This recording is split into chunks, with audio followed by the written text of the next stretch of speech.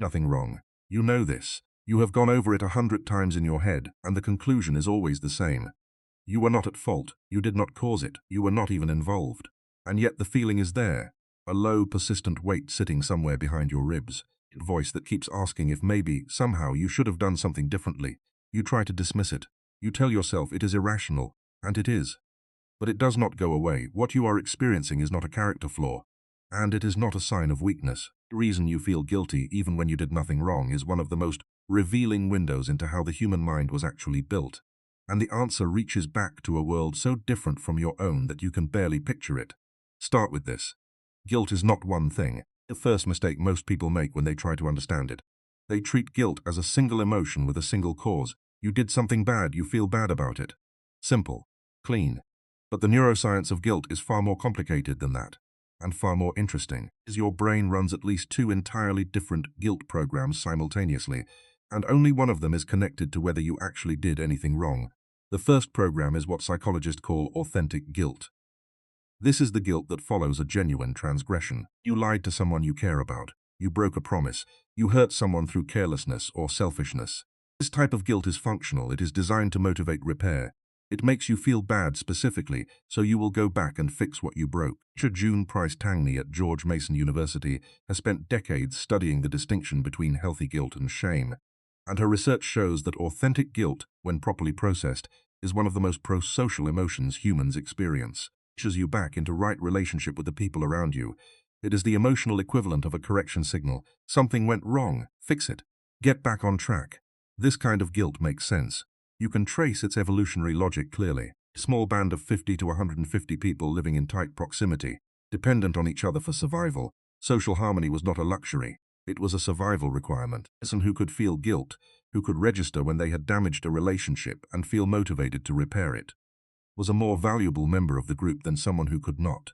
The capacity for guilt kept the social fabric intact, prevented small frictions from becoming fractures that could destroy the cooperation the group needed to survive.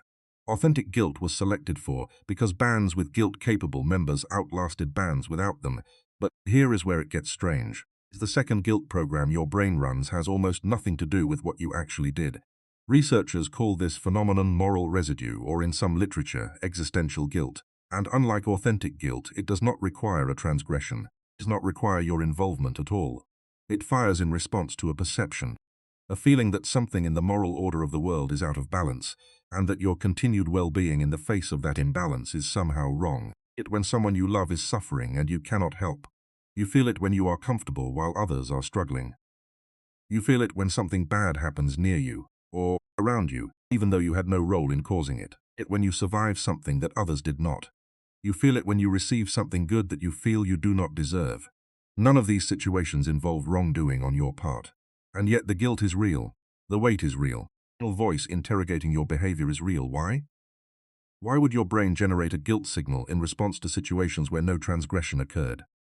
The answer begins with how your brain models social reality. Psychologist Martin Hoffman at New York University spent decades studying empathy and its relationship to guilt, and what he found fundamentally changed how developmental psychologists understand moral emotion. Hoffman showed that guilt does not wait for a personal transgression to fire. It can be triggered by the mere perception of another person's distress, particularly when that distress is experienced in close proximity to your own comfort or safety. The empathy circuit and the guilt circuit in the human brain are deeply interconnected. When you perceive suffering, it automatically asks a question: did I cause this? Am I connected to this? Could I have prevented this? And in an ancient social environment, this rapid automatic self-interrogation made perfect sense. Think about the world your ancestors navigated. A small band, everyone known to everyone else. Resources shared, survival collective. In that world, the suffering of a band member was almost always relevant to you in some way. If someone was hungry, it was possible that you had more food than your share. If someone was in danger, it was possible that your inaction had contributed to that danger. If something bad had happened to the group, it was entirely possible that your behavior had played some small role. The automatic guilt interrogation, did I cause this? Could I have prevented this? I implicated, was a useful rapid check against social free-riding and moral negligence. It kept people from excusing themselves too easily from collective responsibility. Your brain still runs this program. It runs it constantly, automatically, beneath conscious awareness.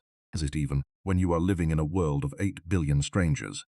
where the vast majority of suffering you encounter has absolutely nothing to do with you, where you could not have prevented it, and where your guilt serves no corrective function whatsoever.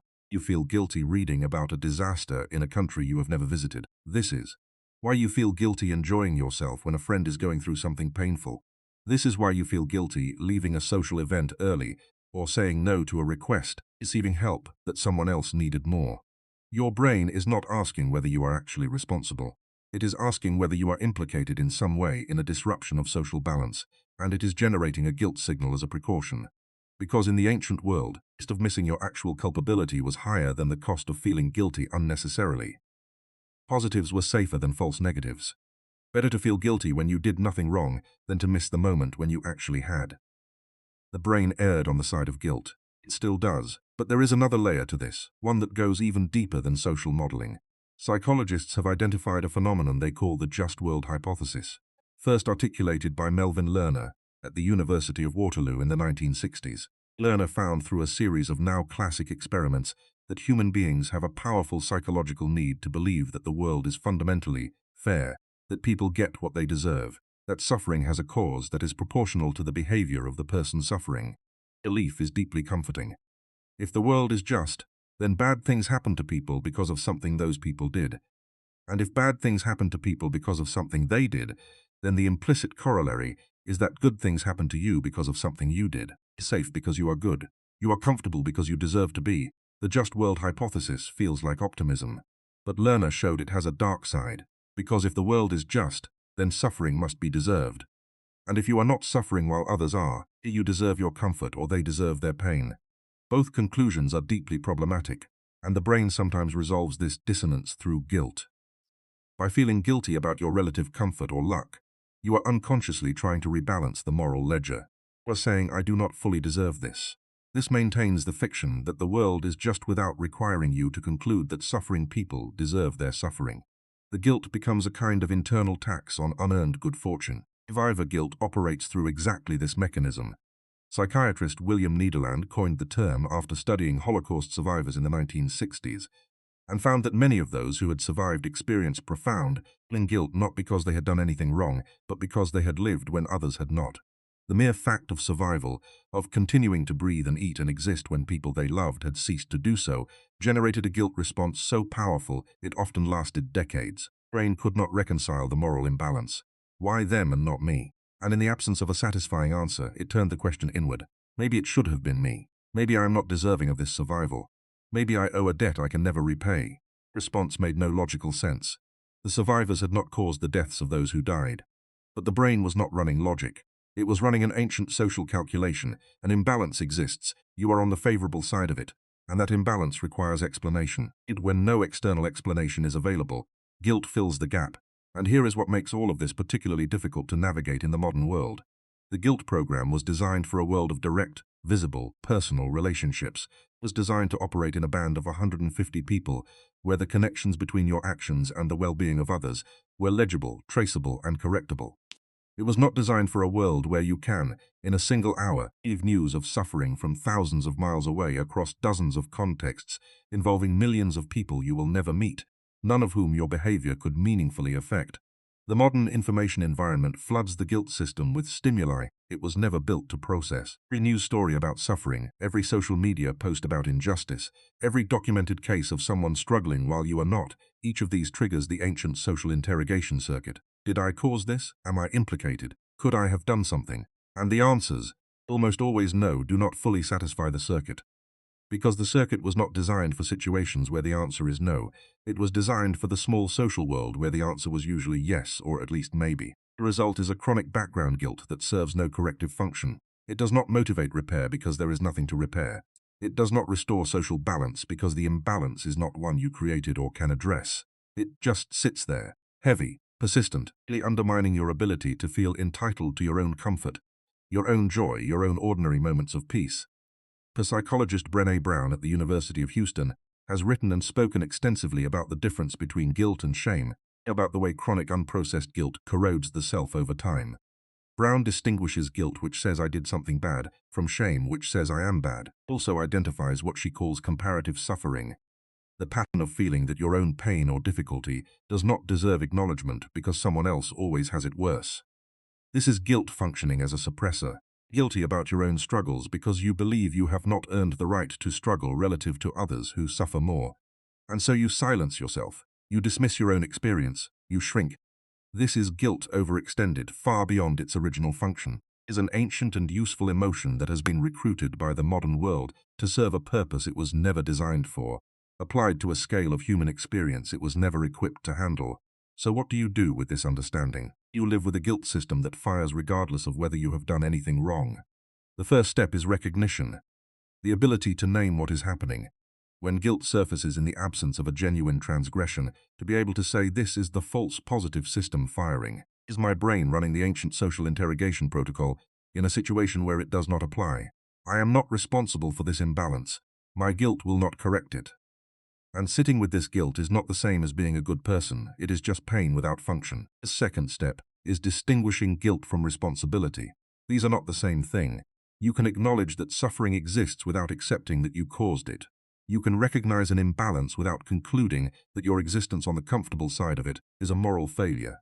Hold concern for others without converting that concern into self-punishment. Responsible action where action is possible is always available, but guilt where no action is possible serves no one. Step is understanding that your capacity for this kind of guilt, the false positive guilt, the existential guilt, the survivor guilt, is actually evidence of your empathy. It fires because you are wired to care about others. Your brain is so deeply social that it cannot encounter suffering without trying to find its own relationship to it. That wiring is not a flaw. It is part of what makes human cooperation possible. But like any powerful system, it requires calibration. It is to be directed towards situations where it can do actual work and gently disengaged from situations where it cannot. You did nothing wrong. You know this. And now you know something else too. The feeling that persists despite that knowledge is not evidence against you. Evidence of how deeply your brain was built for a world where everyone's suffering was everyone's business, where the imbalance between one person's comfort and another's pain was almost always correctable, where guilt was almost always followed by action that made things better. Hearing an instrument calibrated for a world that no longer exists. The instrument still works.